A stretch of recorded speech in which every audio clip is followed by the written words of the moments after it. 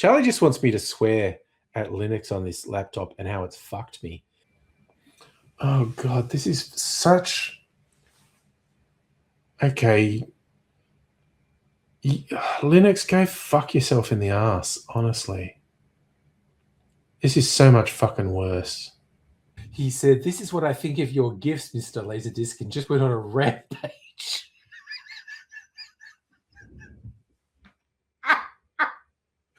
Hello, guys. Welcome back for another movie of the week. Bang! Hello, hello. How you doing?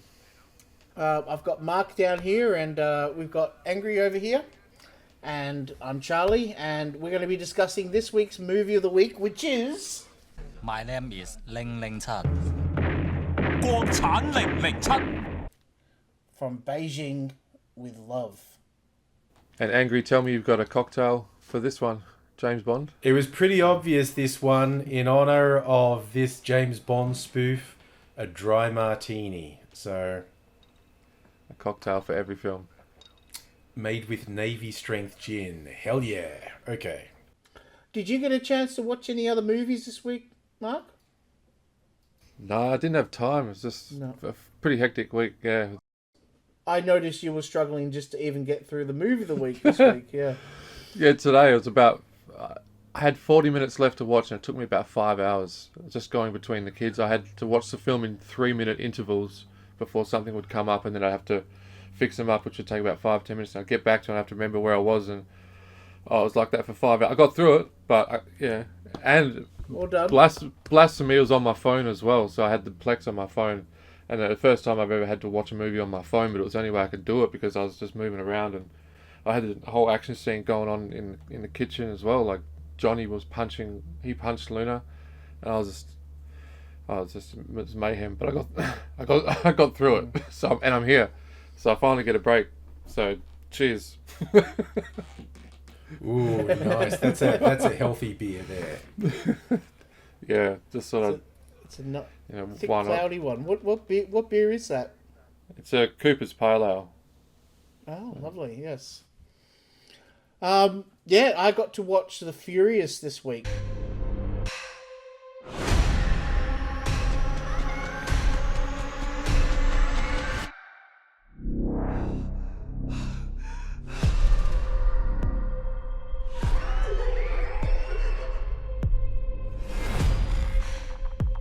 You're looking for someone. So am I. My wife went missing.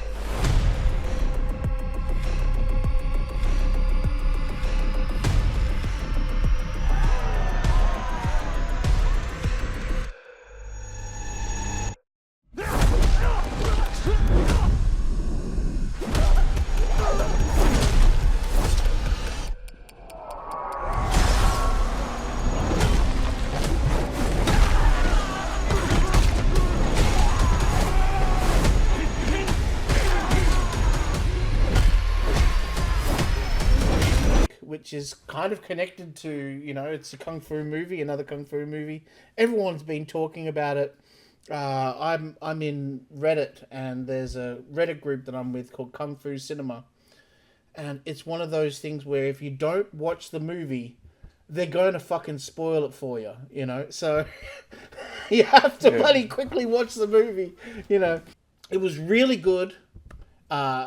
I really loved the stylistic and the new moves. There was lots of new kung fu moves that I'm not used to seeing in because I've watched a lot of kung fu movies. I mean, a lot of kung fu movies, and yeah, it was nice to see some fresh new stuff, And enjoyable, fun storyline that gets a bit, it drags Sophie in. Sophie ended up watching the whole thing with me too.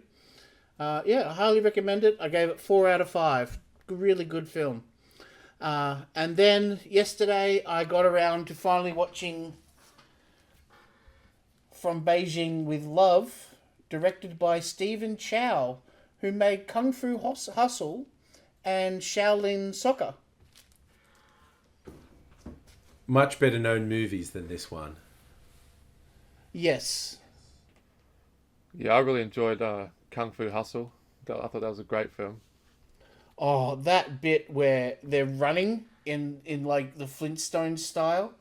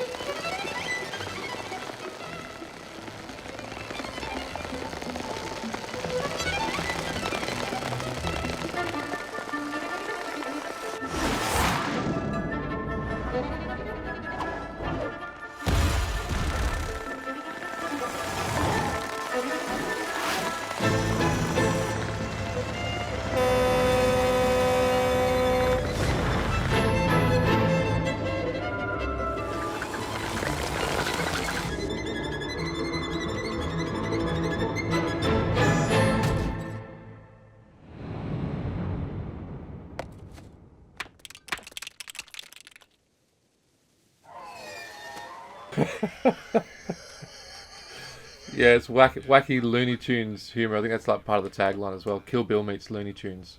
Yeah, Yeah, that's a good fun description movie, of it. really fun. Yeah, I like Stephen Chow. Stephen Chow did a lot of really cool films, acting as well as directing. Great lineage of films behind him. Yeah. So, what did you guys think? Did you like the film? Thought it was fun. I enjoyed the film. I thought there was some laugh out loud moments. You know, you got a lot of spoofs like Austin Powers, which is hilarious. That these parody kind of films, and I thought this was up there. This was kind of like a Chinese Top Secret, you know, with Val Kilmer.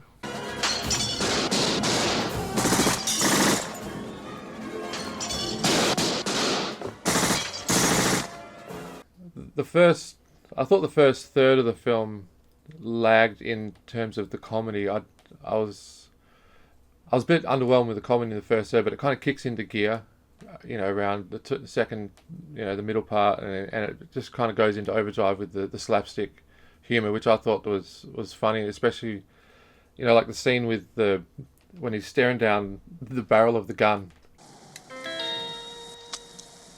中國製 PPK 係國內間諜專用嘅，射程120米。缺點就係槍聲太大，但係用埋呢個滅聲器之後，殺人就可以無聲無息啦。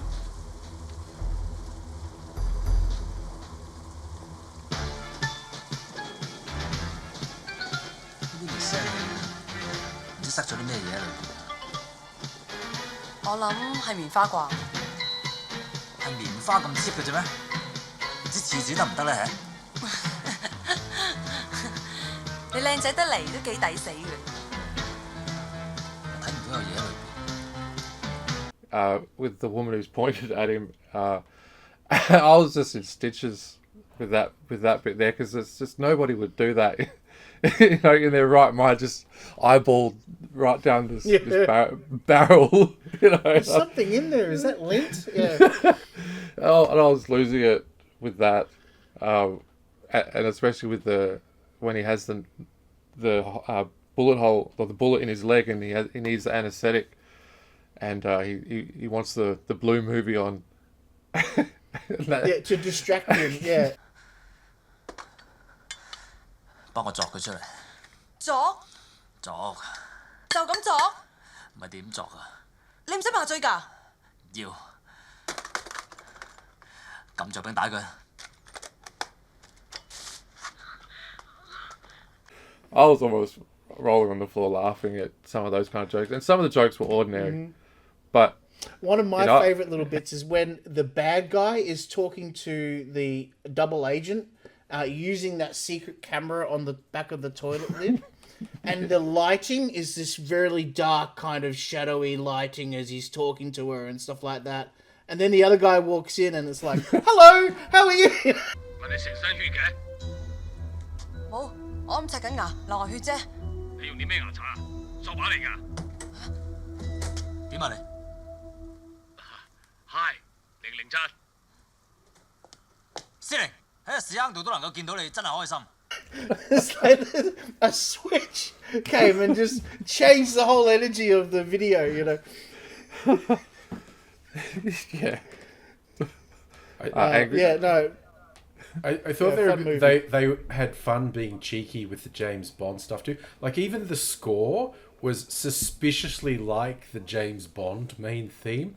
They've changed it just enough to kind of get away with it.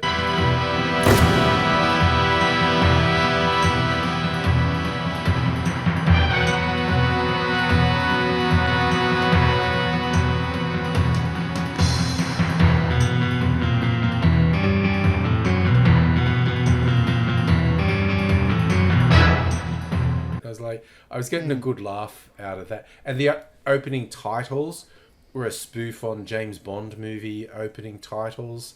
They had a bit of fun with that. But it was pretty funny. I think as well. It was a bit disjointed. The film was like a whole bunch of sketches joined together rather than what you felt like was an overall thing. And then you had this really funny moments. And then you had, like this father being shot in the head right in front of his little kid. Yeah. And that was meant to be funny, like... Yeah. The tone shifted a bit. Yeah. But they were joking like he was really incompetent. But you'd seen him at the start being a butcher, a pork merchant, and he was incredibly skilled with a knife. And... then there's that critical moment where he's just got all those little throwing knives secreted all over his body, and the gangster guys, he's just like going foot, and yeah, then the elevator door opens and these dead bodies with 10 knives sticking out of them fall out. Yeah, I think it's a fine line with these kind of films to have that main character balance that tightrope with the goofball comedy, but I think he did it well with the kind of the goofball 007 ninja, and then it gets to like the scene where he's going to play a song, and it shows his emotionally sensitive kind of a side, and he actually came across like quite genuine and believable as a character, through that kind of performance. And I actually quite liked it.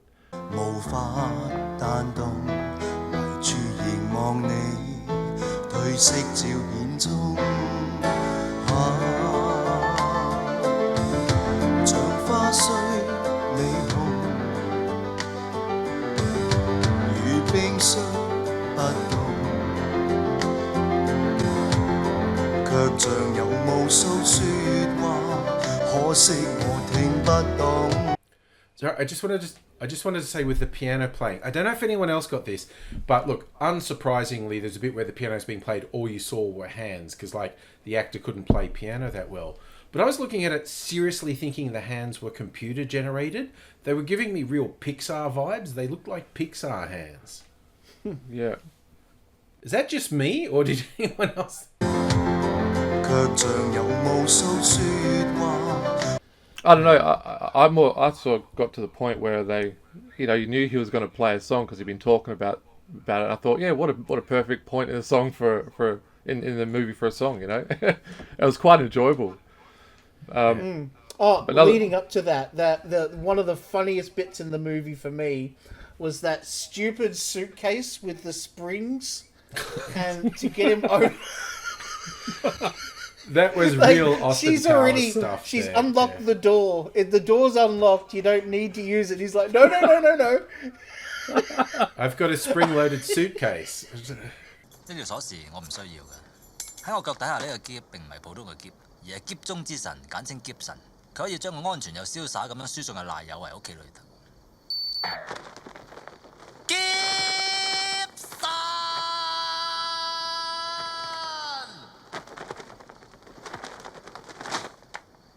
你入嚟做咩啊？你想點啊？你問我想點，我問你想點啊 ？Oh shit！未教角度，所以直上直落咁解嘅啫。Yeah, I thought that was funny. But there was even an outtake in the end credits where he springs off and goes high in the air, and he comes back in a taxi.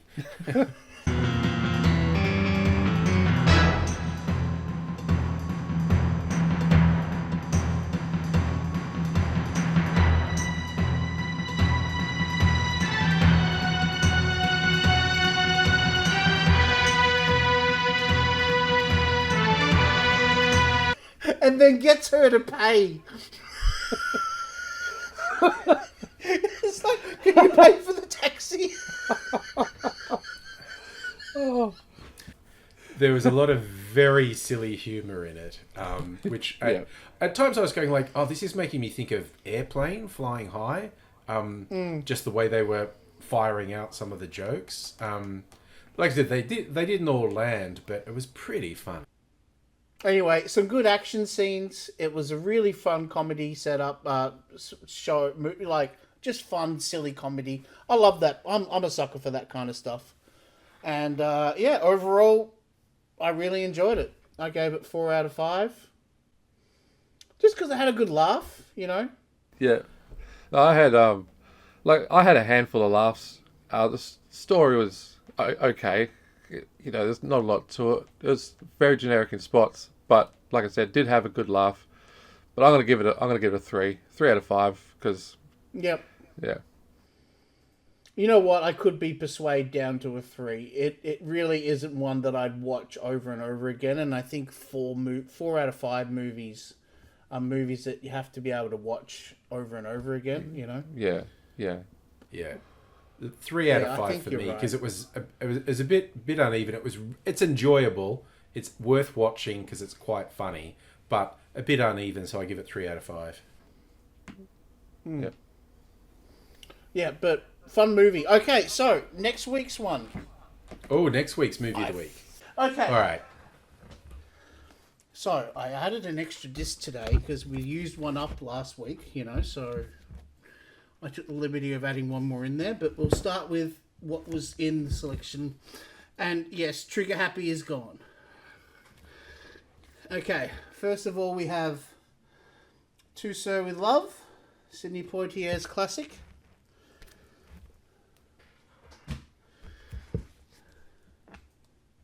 Trial by Jury. Trial by Jury.